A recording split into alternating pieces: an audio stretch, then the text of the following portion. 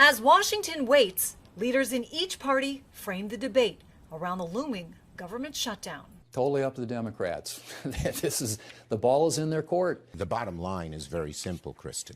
It's up to them. Ahead of a meeting at the White House with President Trump and the top two leaders from each party, Republicans say all they're asking is for a clean continuing resolution to give both sides more time to negotiate. What the Democrats have done here is take the federal government as a hostage, and for that matter, by extension, the American people, to try and get a whole laundry list of things that they want. Those things they want largely centered around health care, including extending Affordable Care Act subsidies to help people afford their premiums, which expire at the end of the year. People are losing their jobs. Rural hospitals are closing. People are going to get notices of $4,000 a year increase in their premiums. So our job is to represent the people of America. That doesn't happen until the end of the year. We can have that conversation, but before we do, release the hostage. Set the American people free.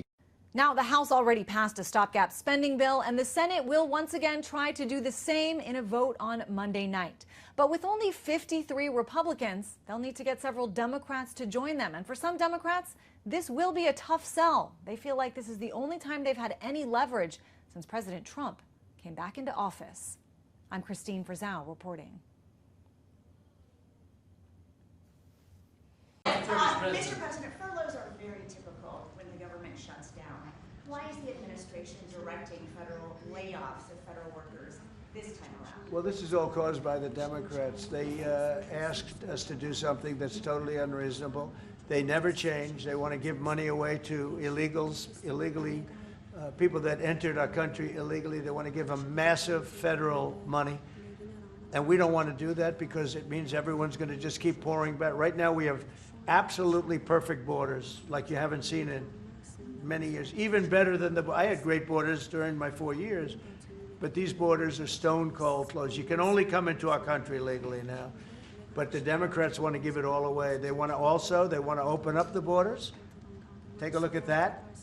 Big thing. They want to open borders again. After what we're going through now, getting rid of prisoners, getting rid of all of these people dropped out from mental institutions, drug dealers, drug addicts, everything.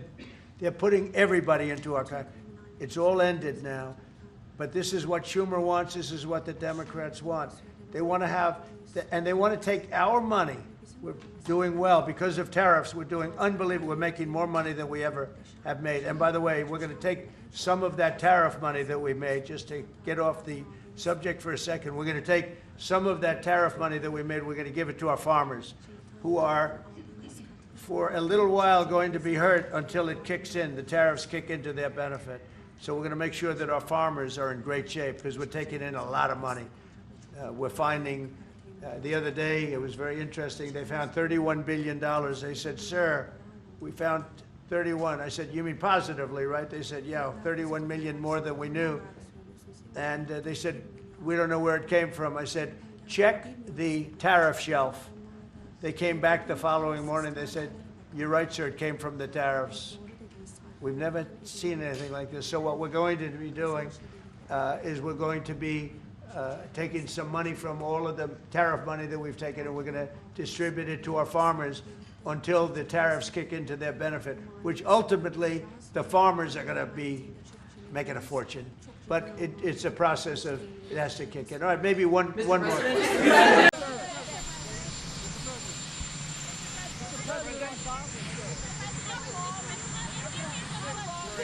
If there is a shutdown, how many federal workers do you plan to lay off? Well, we may do a lot, and that's only because of the Democrats. And as you know, they want to be able to take care of people that have come into our country illegally, and no system can handle that. And so we're totally opposed on that. But we can't take it. We just can't do it. I'd love to do everybody. I'd love to do the whole world. But our country can't handle people that come into our country illegally. And they want to give them full health care benefits. They want to open the wall again. Can you believe it? I can't even believe it. They want to open the wall. They haven't taken away boys playing in women's sports. They haven't done that. Men playing in women's sports. It's like they don't change.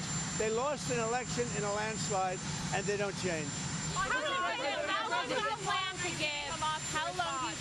give Hamas a response to the ceasefire proposal you've laid Well, out? we're going to do about 3 or 4 days. We'll see how it is.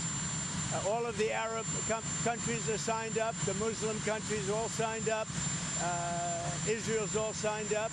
We're just waiting for Hamas. And Hamas is either going to be doing it or not. And if it's not, it's going to be a very sad end. And is there room to negotiate, Mr. President? Is there room to negotiate, or is this a take it or leave it deal? Is there room to negotiate with Hamas, or is this a take it or leave it deal? You know, with Hamas, we want very simple. We want the hostages back immediately. And we want some good behavior. And, you know, it's pretty simple. You don't get simpler. Think of it. We've signed every country in the Middle East. This was like an impossible thing. It's never been done before. This is more than Gaza. Gaza was big stuff. But Gaza is a piece of it. And if they reject the deal, you said that Israel has your backing to do whatever they need to do. What do you envision that Let them go and do what they have to do. They can do it pretty easily. I would let them go and do what they have to do. You know, we've killed about 25,000 Hamas. So certainly they paid a big price for October 7th. And this is a whole new group. You know, they come in and they come in and they keep coming. But this is a whole different group. And their leadership has been killed 3 different times.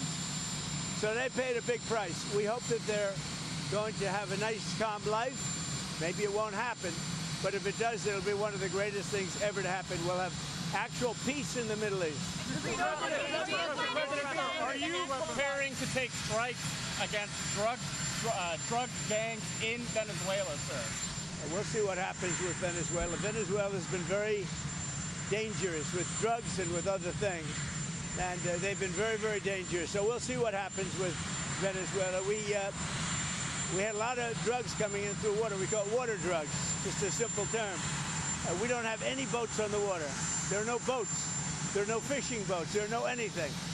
So we hit a number of boats. You probably saw that. And since we did that, we have absolutely no drugs coming into our country via water because it was lethal. And now we'll look at cartels. We're going to look very seriously at cartels coming by land. What do you plan to tell the Department of War in this address? Why gather all the generals in one place for a speech? Well, this is only an esprit de corps. You know what esprit de corps is? This is only a spirit. We're going to be talking to him. Pete Hegseth is talking right now. I'm going to have to leave because I have to talk to him. But these are our generals, our admirals, our leaders. And it's a good thing. A thing like this has never been done before because they came from all over the world. And there's a little bit of expense, not much, but there's a little expense to that. We don't like to waste it. We'd rather spend it on bullets and rockets, frankly. But this was the one time we had to do a great spiritizing. It's going to be great. I've seen it already. We have every general, every admiral. We have great people.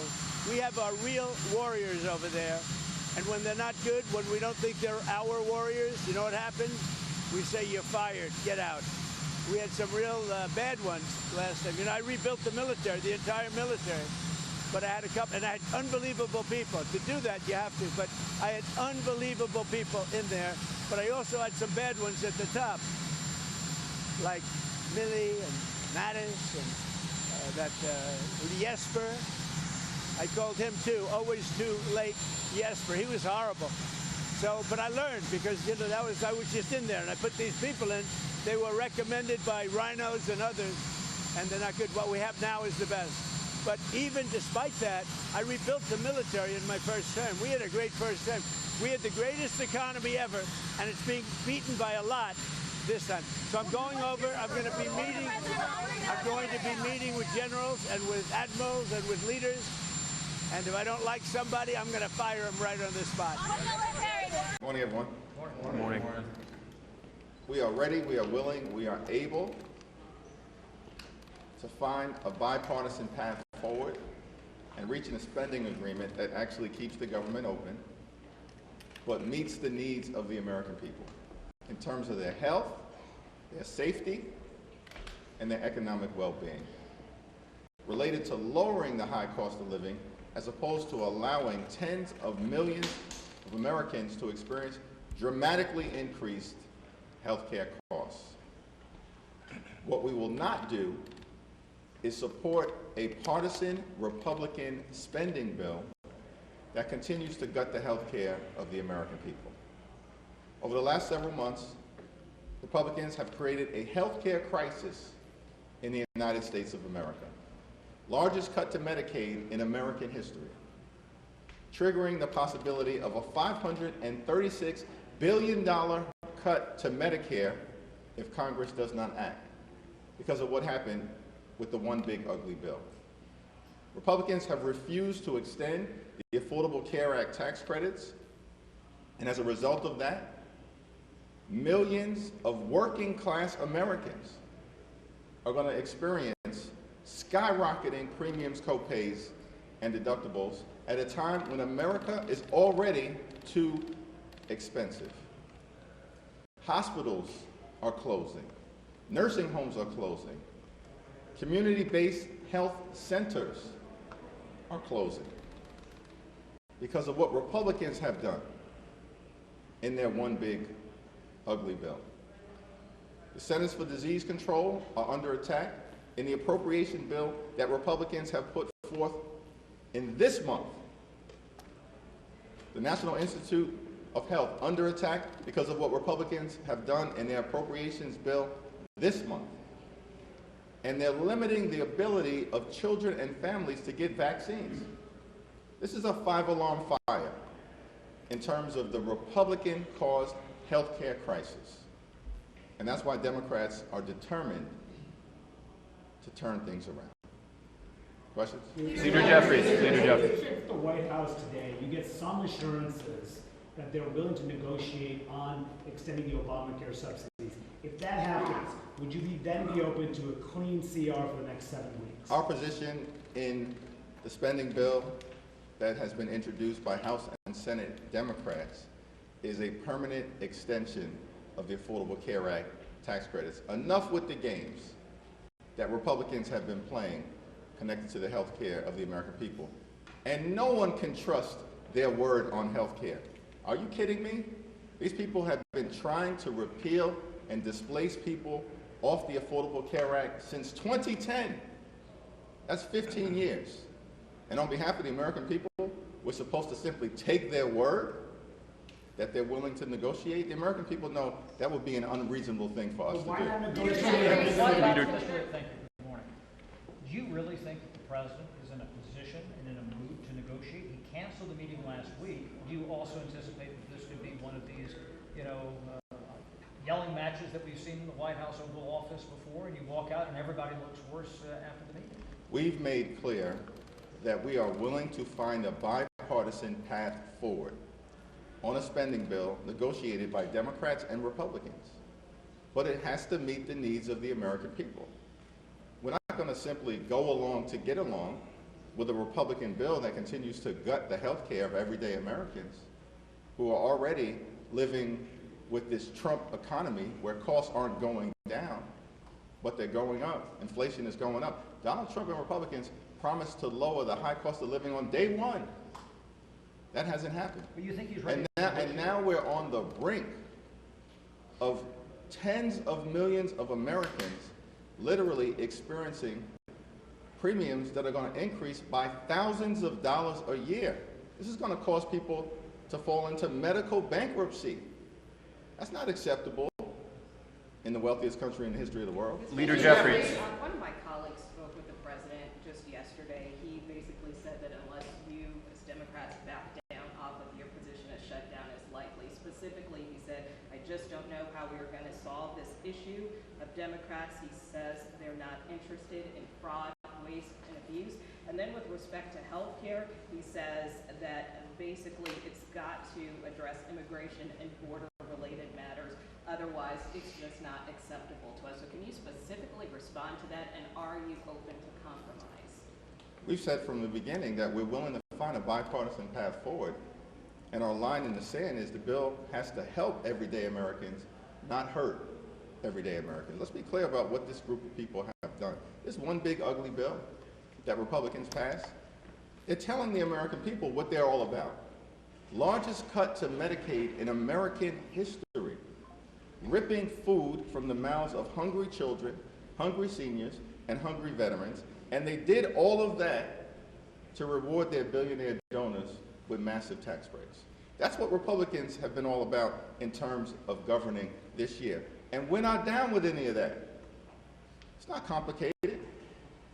So our view is, yeah, we'll find a bipartisan path forward to meet the needs of the American people, starting with health care and lowering the high cost of living, because we're in a health care crisis right now. Let me address the continued effort to try to misrepresent the Democratic position. In fact, Republicans are lying because they know they don't have the high ground. They have a weak position because they're trying to continue to hurt the American people. Federal law prohibits the expenditure of taxpayer dollars on providing health care to undocumented immigrants. Nowhere have Democrats suggested that we're interested in changing federal law. The question for the president is whether he's interested in protecting the health care of the American people. Leader Jeffries. Leader Jeffries. Can you talk a little bit about your approach to the meeting today, given the fact that you've not met the president face-to-face like this before? And then secondly, the idea as you talk about a five-alarm fire, do you have a concern that if the government shuts down, it only makes the five-alarm fire worse? Here's the thing. Republicans control the House and the Senate, and there's a Republican president. If the government shuts down, it's because Republicans want to shut the government down. We've been in a five-alarm fire since January 20th. Mass firings have occurred since January 20th. They've triggered an environment where costs are going up, not down, despite their promise to change that dynamic. All the things that make America the great country that we are actually under assault. And in this country, wealthiest country in the history of the world, our view is simple. If you work hard and play by the rules, you should be able to live the good life. That's what we're fighting to achieve. Good paying jobs, good housing, good health care, good education for your children, and a good retirement. And for millions of Americans, they're doing the first two things. They're working hard, they're playing by the rules, but they're unable to live the good life. And good health care is a big part of that American dream. But Mr. Leader. Our approach, and Leader Schumer and I are in lockstep. House Democrats, Senate Democrats are in lockstep. We're heading into the meeting to have a good faith negotiation about landing the plane in a way that avoids a government shutdown, but does not continue the Republican assault on the health care of the American people. Leader Jeffries. Leader Jeffries. Why not allow the typical appropriations process? I mean, what are Republicans going to get out of this if it's just 7 weeks of funding for a whole host of demands? In terms of the typical appropriations process, what House Republicans have done is to continue the Republican assault on health care. A $1 billion plus cut that House Republicans are proposing with respect to the Centers for Disease Control. About a $450 million cut to the National Institute of Health. Republicans are trying to take vaccines away from children and families in this country. That's in their appropriations bill. That's their process that they're trying to jam down the throats of the American people. And Democrats are not interested in participating in the continued Republican assault to gut health care. Period, full stop. We've been very clear about this for months. That's why we oppose the one big ugly bill. And that's why we believe that simply accepting the Republican plan to continue to assault and gut health care is unacceptable. Last question. Republicans have co-opted a lot of your criticisms of them in the past as far as cutting off Head Start. They say that you're the ones that are trying to take food out of the mouths of women, low-income people, infants. Are you confident that Democrats, if the government shuts down, will continue to be able to convince the American people of your position that it is the Republicans that are shutting down the government when they're saying, hey, we're giving you what you want. You're the ones that are going to hurt the American people by shutting the government down. The Republicans are trying to jam a spending bill down the throats of the American people that was a partisan spending bill that Democrats in the House strongly opposed in March because it hurt veterans, hurt children, hurt seniors, hurt housing affordability, hurt child care, and it hurt the health of the American people. That's why we opposed the partisan Republican spending bill in March. If the Republicans were interested in finding bipartisan common ground around a spending bill, then the baseline should actually be the bill that had strong bipartisan support in December, signed into law by President Joe Biden. Our position will continue to be clear in this meeting and as we communicate to the American people: cancel the cuts, lower the costs, save health care. Thank you, everyone.